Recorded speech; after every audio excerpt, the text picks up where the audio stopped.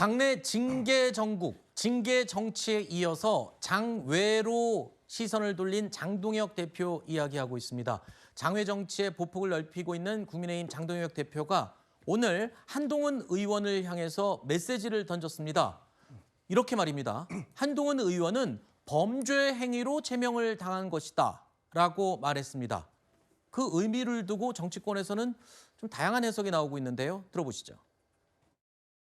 한동훈 의원은 범죄 행위로 제명을 당한 것이지 해당 행위로 제명을 당한 것이 아니라는 말씀을 드립니다. 해당 행위자 영구 복당 영구 금지에 대해서 이야기를 하면서 한동훈 의원을 겨냥했다는 말에 대해서는 한번 한동훈 의원이 어떤 걸로 제명을 당했는지 잘 생각해 보시고 저기에 해당하는지 한번 잘 고민을 해보셨으면 좋겠습니다.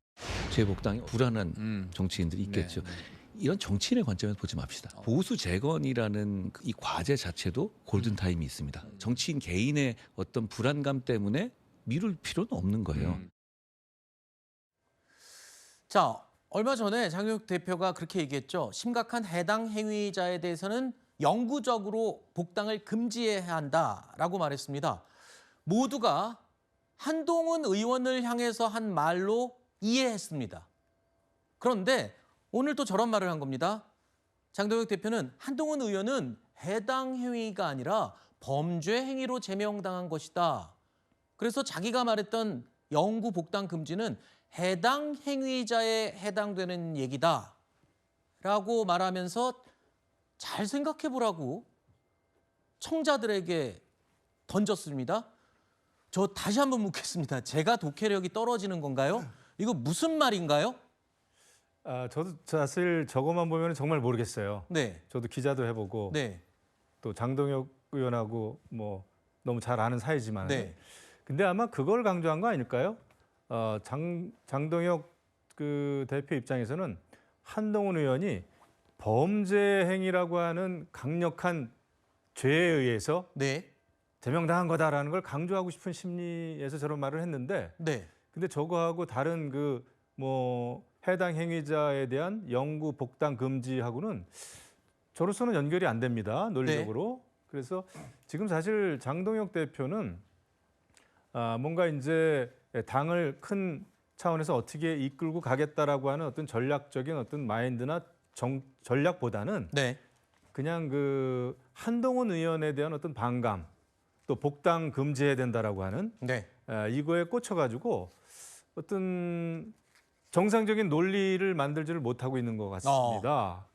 그리고 그냥 해당 행위자들은 복당 금지해야 된다라고 하는. 네. 그러니까 지금 완전히 징계 정치만 하고 있는 거죠. 네. 그런 면에서 볼 때 저렇게 좀 논리적으로 연결이 안 되는 말까지 하는 거 보면 굉장히 속내가 좀 복잡하다. 알겠습니다. 네, 그러면 이런 제가 생각이 드네요. 객관적으로 당 밖에서는 어떻게 해석을 하시는지 당 외부의 입장을 도와주십시오. 들어보겠어요. 예, 알겠습니다. 도와주세요. 제가 좀 도와드리겠습니다. 네. 그 장동혁 이제 대표의 입장에서는 그냥 해당 행위자로 한동훈을 제명한 것이 아니다. 즉 해당 행위는 당의 해한 행위잖아요. 네. 예를 들어서 뭐 국민의힘보다는 민주당이 더 대한민국을 위해서 더 필요하다. 뭐 이런 약간의 해당 행위적인 발언은 범죄 행위는 아니죠. 네. 그러나 장동혁 대표가 하는 행위는 한동훈의 제명 사유는 범죄 행위, 즉 당원 게시판을 배우자라든지 장인들 가족들이 이것을 자기들이 주도해서 썼다고 보는 것이 아니라 네. 한동훈이든 제3자가 뭐 아이디 도용을 했다든지 네. 왜냐하면 몇 초 사이에 굉장히 많이 했기 때문에 네네네. 그래서 이 부분이 범죄에 해당한다. 그렇기 때문에 이것을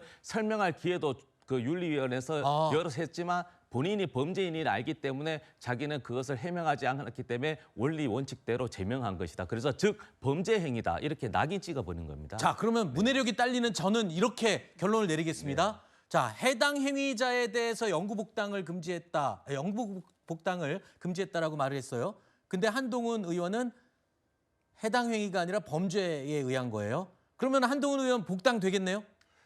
좀 재밌는 게 사실 서재현 부대변인 말씀하신 게 거의 이제 지도부의 당내에서 의견과 같습니까? 네, 해석하는 거랑 비슷해서 네. 사실 이제 민주당 대변인이 저희 당의 어떤 내용을 김영우 의원보다 더 잘 해석하는 이 상황이 조금 저도 개인적으로 난처하긴 합니다. 네. 근데 이제 제가 봤을 때도 그 장동혁 대표가 그 해당 유튜브에서 발언한 취지는 네. 한동훈 의원의 거는 특별 케이스다. 아, 스페셜한 케이스다. 네. 이것은 단순하게 해당 행위를 뜻하는 것이 아니라 네. 복수의 IP가 이제 동원이 돼서 그 대통령을 비방하는 그 과정 중에서 굉장히 인위적으로 개입한 것이기 때문에 네. 저번에도 논란이 있었던 일종의 여론 조작에 해당된다. 그래서 그 부분을 강조하는 당대표의 발언이었던 것 같습니다. 알겠습니다. 자, 그렇다면 이건 어떨까요? 장동혁 대표는 일관되게 주장해오는 것이 있죠. 오늘 이 징계와 관련해서 자기 편을 향해서 총을 쏘는 사람들이 있다라면서 강도 높은 비판을 했습니다. 100명이 있지만 20명이 자기 편을 향해서 총을 쏘는 사람이 있다면 저는 그 20명 없는 것만 못하다는 생각을 하고 있는 것입니다. 뺄셈 정치하지 마라라고 하는데 우리 편을 향해서 총을 쏘는 사람은 가장 큰 마이너스입니다. 그보다 더 뺄셈은 없습니다. 한동훈 무소속 후보에 대해서 좀 심정적으로 도움을 줬다고 그래서 그게 과연 당의 징계 사유가 되는지 난 그거는 좀 잘 모르겠어요. 배현진 의원이라든가 법원에서 가처분을 인용을 해가지고서 그게 무효화돼 버렸는데 또 다른 그런 판단을 갖다가 해가지고 과연 당의 모습이 정상적으로 보일 수 있겠느냐. 자, 그리고요. 이 국민의힘 윤리위는 원래 6명이었습니다. 그런데 지도부가 1명을 윤리위원 더 추가했습니다. 이건 뭔가요? 그러면은 이제 본격적으로 징계 정국, 징계 정치 이제 시작한다 이런 신호탄인가요? 네, 희생양 제대로 만들겠다. 아하. 그러니까 나는 책임 정치 할 생각 없고 희생양 정치로 가겠다. 그 희생양은 여러분이 잘 알고 계신 한동훈 전 대표가 아닌가 싶은데요. 그러니까 이 그 윤리위는 분명히 자정작용으로 필요합니다. 근데 왜 지금 장동혁 대표, 그다음에 국민의힘의 윤리위가 숙청위원회로 불리는 걸까요? 이틀막 정치, 징계로 인해서 저는 지금 뺄셈 정치 얘기하셔서 너무 놀라는데 혹시 저희 채널A 방송을 보고 제가 전에 뺄셈 정치 말씀드린 적이 있었는데 이거 네. 누가 전달한 게 아닌가 그래서 찔리셔서 저렇게 말씀하시나 생각을 좀 했습니다. 예를 들어서 당원 게시판 의혹에 대해서 제명이란 것은 최대한의 정말 할 수 있는 최고의 징계입니다. 이 당원 게시판 의혹이 과연 최대한의 그런 징계까지 할 만한 사안이었나? 이게 바로 그런 어떠한 징계에 대한 비례성, 그래서 기준과 원칙은 뭔가?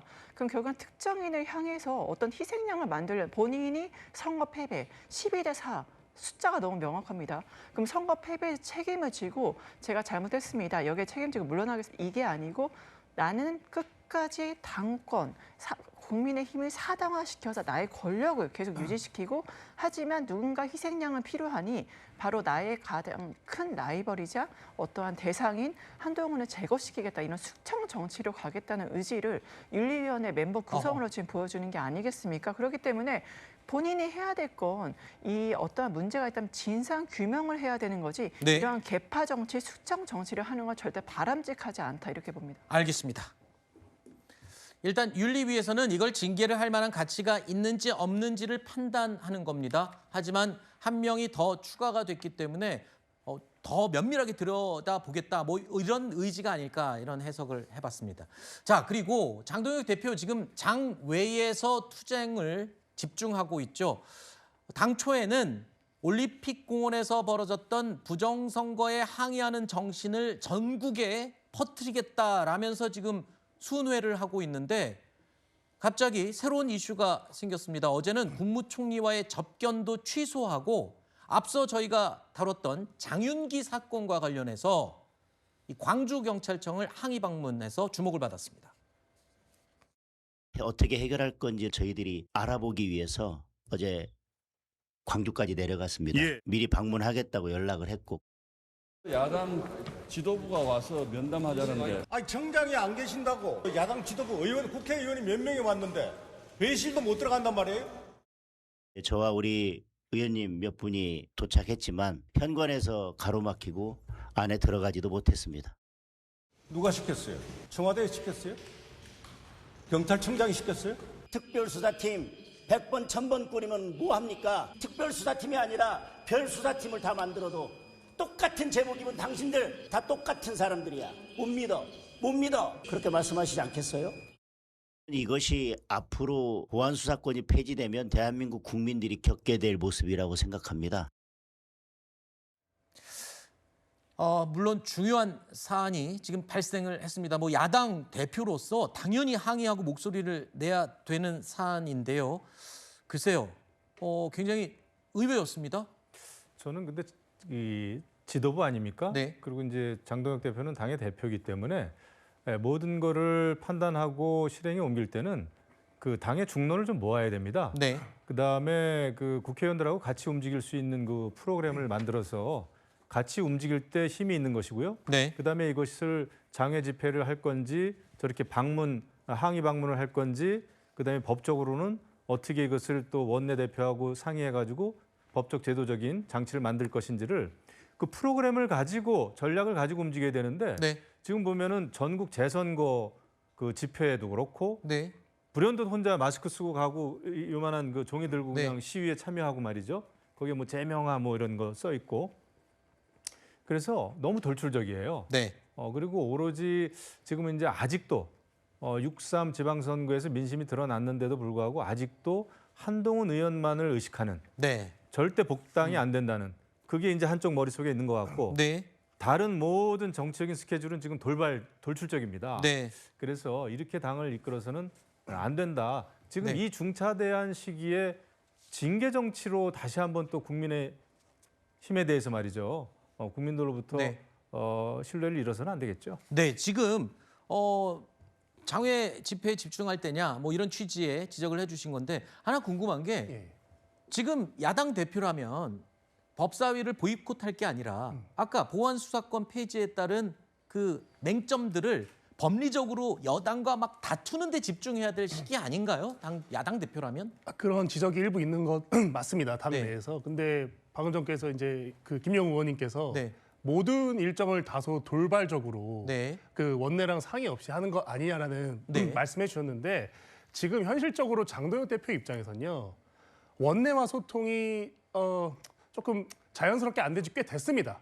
이걸 저희가 인정하고 가야 돼요. 왜 그러냐면 리더십의 실종인가요, 그건? 실종이 아니고요. 네. 일부 원내의원들과의 소통이 사실상 잘 안 되고 있기 때문에 네. 전략적으로 몇 달 전부터 네. 장동혁 대표가 소수의 어떤 최고위 인원들과 국민 속으로 많이 가자는 어떤 저는 전략적인 행보를 정했다고 봅니다. 그렇기 네. 때문에 올림픽공원에서도 가장 먼저 나가서 참정권에 대해서 이렇게 외친 것이고 그런 부분에서 현재 효과가 있었다고 판단을 하고 있어요. 그렇기 네. 때문에 그날 정정식 원내대표가 법무부 정성호 장관을 접견한 당시에 우리가 얼마 전에 임명된 한성수 총리 보는 것보다 네. 이 장윤기 이슈가 오늘의 가장 큰 화두기 때문에 네. 현장 행보를 하자. 그렇게 전날 이렇게 순발력 있게 일정으로 잡은 것이기 때문에 이 모든 것이 돌발적이다 돌출적이다 아니라 나름의 어떤 정치적인 전략을 가지고 있다라는 부분도 말씀을 드리겠습니다. 네. 근데 우리 미디어 대변인께서 이렇게 자신 있게 당 대표가 원내하고 지금 그 일부 의원과 소통이 안 된다. 소통이 안 된다. 그렇기 때문에 장외 집회 쪽으로 가는 거다. 저는 이해할 수가 없는데요. 왜냐하면은 당 대표와 그다음에 또 원내 대표와는 굉장히 긴밀하게 소통을 해야 되고 네. 장외 집회를 나간다고 하더라도 네. 그게 어떤 맥락에서 어떤 것을 추구해야 되는지가 이견이 모아져야 되는 거예요. 네. 그러니까 다 돌출적으로 지금 보이지 않습니까? 네. 혼자만 나가니까.